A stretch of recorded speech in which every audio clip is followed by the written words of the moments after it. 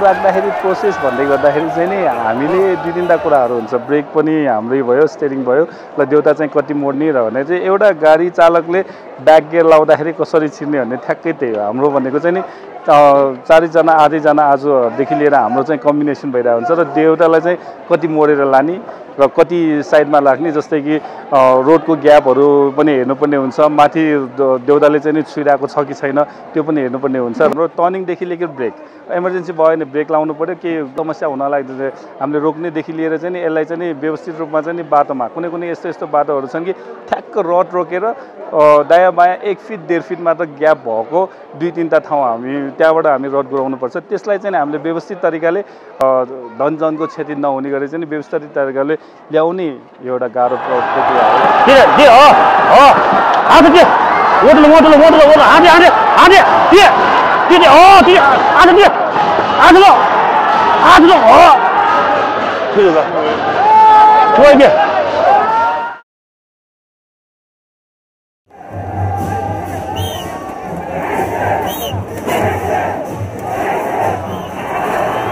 ठुलो चाहिएका चाहिँ ठुलो पुरै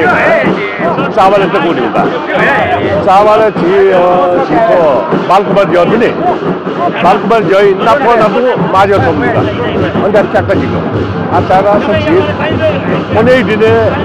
छिट तान्न सक्नु आउँछ आचार बस्यो होला बसु आधार चाहिँ कुनै लागि तान्साको लागि न सहनुले अब आउँछ ठुलो इङ्ग्लिसको छुट्टी इङ्ग्लिसलाई सिनपु मसिनपु रोटो फेक ओ पछि झिटको त्यहाँ टिकल टिका लागि ग्यारेन्टी दियो त ठुलो एउटा झिट ठक्क बालकुमा जियो नपर्ने लागि कुनै झिट जियोसाउ हिँड्यो तान्थ्या ट्याक्क मिलेन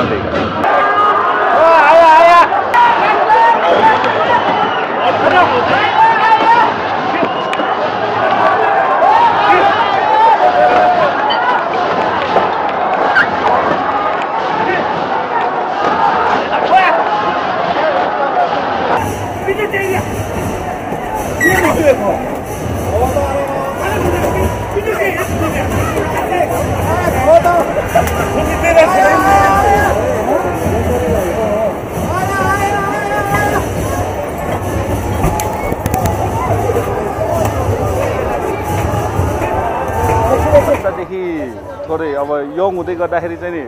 अब मचिन्द्रनाथसँग त अब यो हाम्रो आत्मा नै बसिरहेको भयो सधैँ रथ हेर्न जाने तान्न जाने हुँदै गर्दाखेरि चाहिँ नि पछि जापु समाजबाट भोलिन्टियर जाँदै गर्दाखेरि पनि म सिनियर दाइहरूलाई चाहिँ नि मलाई चाहिँ नि भोलिन्टियर चाहिँ नि चक्कमै राखिदिनु भनेर भन्थेँ किनभने मलाई त्यो हेर्न चाहिँ खुब रहर लाग्थ्यो अनि मैले धेरै वर्ष चाहिँ नि त्यो चक्कामा हेर्दै भोलिन्टियर गर्दै त्यहाँ सधैँ म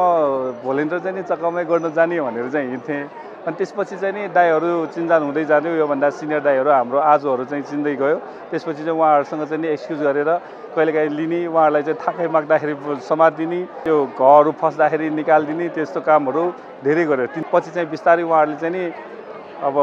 ल ठिक छ तपाईँ तिमी पनि राख भनेर चाहिँ बिस्तारै छोड्दै गयो छोड्दै गर्दाखेरि चाहिँ नि घर परिवारमा कसैलाई पनि थाहा थिएन यो कुरा अनि पछि चाहिँ नि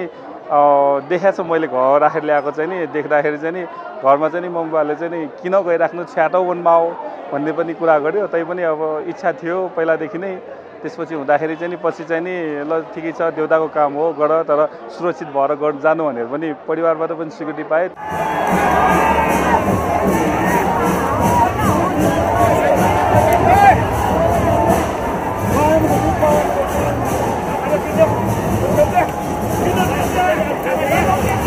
मैले लगभग 4-5 वर्ष त दाइहरूको पछि लागेर उहाँलाई हेल्पिङ ह्यान्डको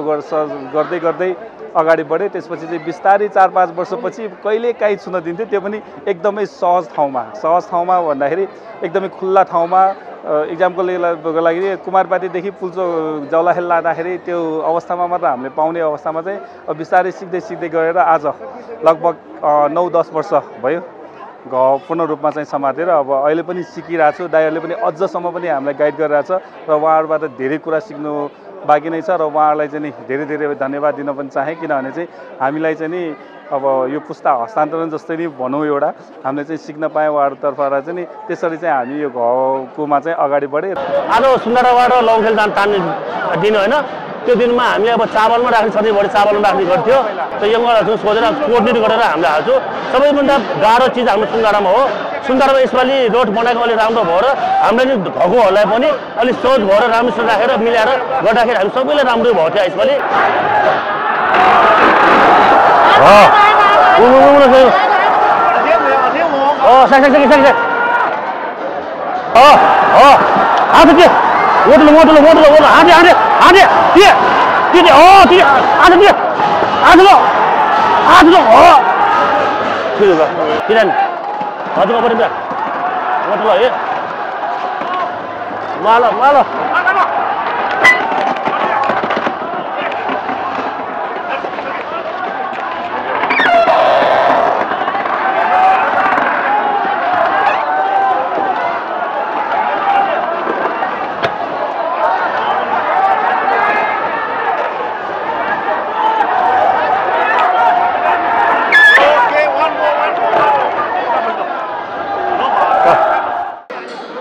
झे लंगले एउटा चापाले छेने मलाई आठको छ चाहिँ जस जङ्गा साल मुआने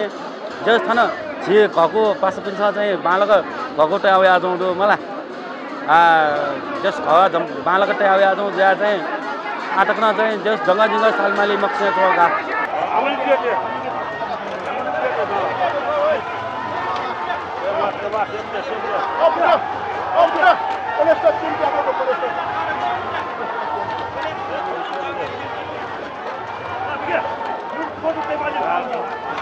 थपाले चाहिँ झियो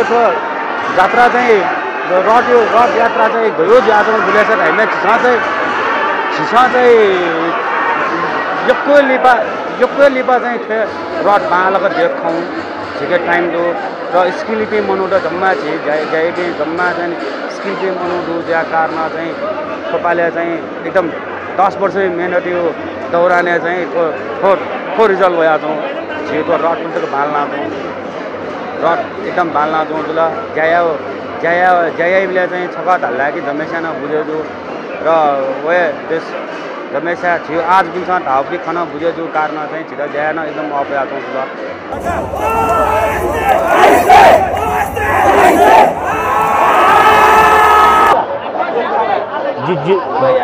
जी आमची जेवढी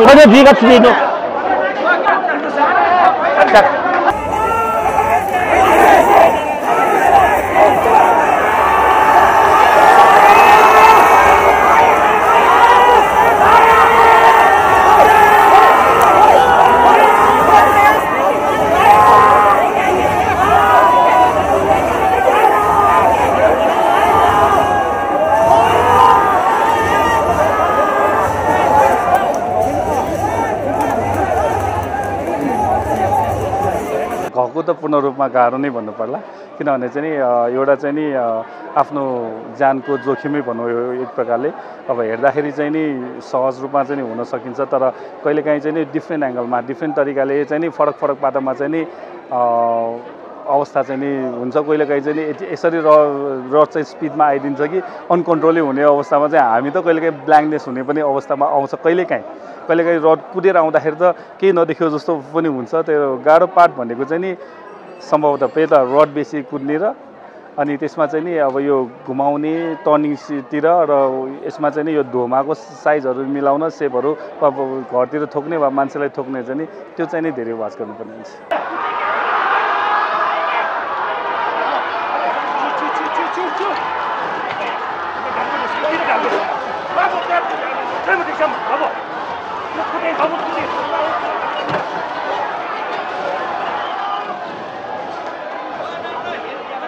हामी चाहिँ नि कुनै पनि 8जना 9जनामा चाहिँ घगु राख्नेहरू चाहिँ कुनै पनि पुस्तादेखिको घगु गुठियारहरू चाहिँ हामी होइन